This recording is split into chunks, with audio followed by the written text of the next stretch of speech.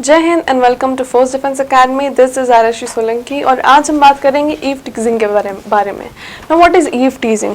Harassment of women of any sort on the streets of a country, of a place, of a city, of a town is eve teasing. Okay, हम इसको harassment of any person भी ले सकते हैं। It is now male inclusive as well. क्या क्या causes हैं? India के पास बहुत सारे लॉज हैं, हमारे कॉन्स्टिट्यूशन हमारे बहुत सारे लॉज गारंटी करता है in order to safeguard us, but the problem with that laws is कि उनका इन्फोर्समेंट और उनका इम्प्लीमेंटेशन प्रॉपर नहीं है।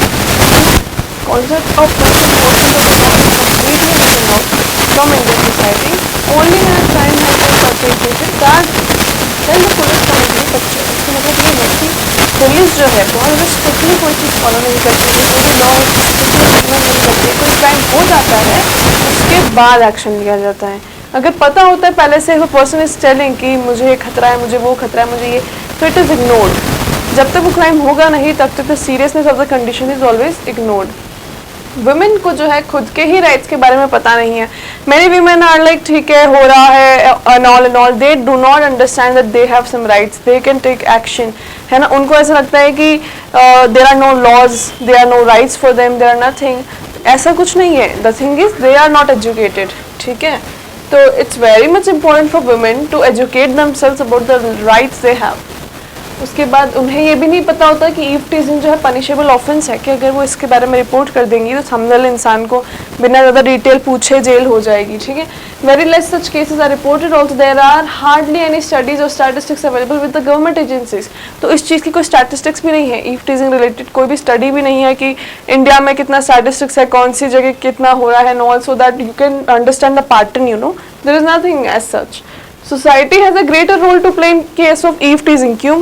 For example, a girl is facing a problem, young girl, school going girl is facing a problem of eve teasing. She does not know the concept. She thinks she's just afraid. When she shares these things to her home, तो most probably what happens, या तो उसी को चिल्ला देंगे कि तेरी गलती, तेरा कुछ हो रहा होगा, तूने कुछ प्रॉब्लम क्रिएट किया होगा उसके कारण। या दूसरी चीज़ जो होती है वो ऐसे होती है कि मैन विल बी मैन, जो इधर लिखा हुआ है कि मैन आर ऑलवेज पेयर्ड, कि ठीक है भाई मैन की तो टेंडेंसी है ये करने की, you have to make sure that तुम कुछ रिएक्ट ना करो। लड़कियों के दिमाग में बचपन से ऐसा डाला जाता है कि they have to bear with the nuisance the man is creating, ठीक है। तो this is a troublesome thing for a female, because उनके दिमाग में बचपन से डाला होता है। उनको पता नहीं होता कि उनके लिए राइट्स है, उनको पता नहीं होता है कि जो उनके साथ हो रहा है, जो कर रहा है इंसान, उसको बहुत बड़ी पनिशमेंट मिल सकती है इस चीज़ के लिए। उनकी खुद की फैमिलीज ही माइंडसेट उनके दिमाग में फीड करती हैं। Women are usually blamed for enticing men with their provocative dresses. Phrases like she was asking for it and all. So this is just what I said, ठीक है। तो women are counter blamed. तो इसके कारण उनको पता भी नहीं होता कि okay we have some rights over it। अब ऐसी सिचुएशन को टैकल कैसे करना है? कोई नया जॉल्ट, कोई कुछ बड़ी सी चीज़ हुई है, कोई सिस्टम में बहुत बड़ा सा क्रैक आया है या कुछ बहुत बड़ा केस आया है, फॉर एग्जांपल निर्भया। तो जब ऐसे केसेस आते हैं तो government can take fast action, jurisdiction can take fast action और बहुत स्ट्रिक्ट से स्ट्रिक्ट पनिशमेंट दी जानी चाहिए।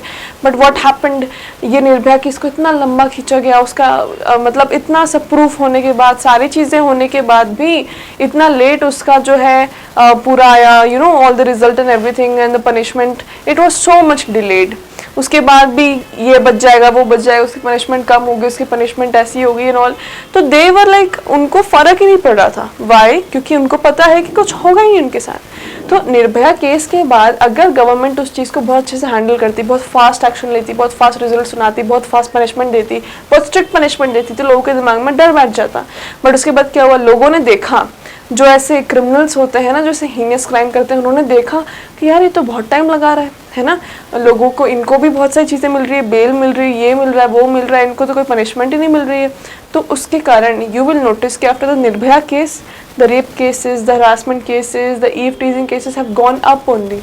उल्टा नीचे जाना चाहिए था इतने प्रोटेस्ट और इतने सबके बाद। But because of the delay of the government, because of the delay of the jurisdiction, because of the delay of the whole system, criminals now thinking कि भाई कुछ भी नहीं होता, सिस्टम तो ऐसा ही है, पनिशमेंट नहीं मिलेगी, करते जाओ। Women need to be made more aware of the rights. Second, awareness campaigns होने चाहिए जिसमें women को education provide की जाए, especially in villages. Village women do not have any idea that they have some rights of their own. problem that has existed in India for long is the segregation of boys and girls right from a childhood itself. So many times in the rural areas or the secluded areas, what happens? Girls are taught separately, boys are taught separately. They are not allowed to interact.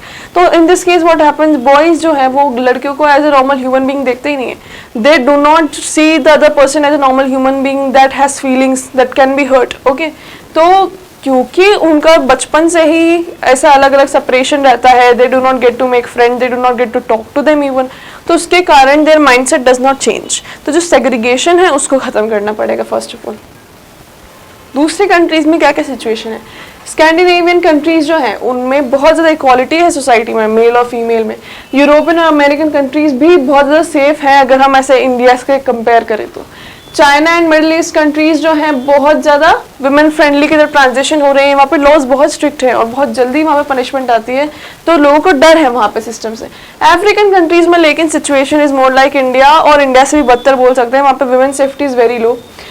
की feature which is common in all the countries with appreciable levels. देखो जितने भी countries हैं जहाँ पे आप देखोगे कि विमेन का बहुत अच्छा है, जेंडर गैप बहुत कम है, इक्वालिटी बहुत ज़्यादा है, उसमें आप यही देखोगे कि जो भी लॉज बने हुए हैं वो तो हर कंट्री में बने हुए हैं, बट इम्प्लीमेंटेशन बहुत स्ट्रॉन्ग है, गवर्नमेंट बहुत स्ट्रॉन्ग है, पुलिस बहुत जल्दी एक्शन लेती है, पनिशमेंट बहुत जल्दी मिलती है, बहुत स्ट्रिक्ट मिलती है. तो यही सारी चीज़ें ओके. और उनके ट्रेडिशन कल्चर में the opposite genders are being respected and all, they are looked at it with everything that can be done to a fellow human, है ना.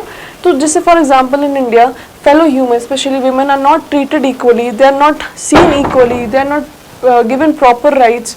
But in other countries specially all the Scandinavian and everywhere they are treated as equal.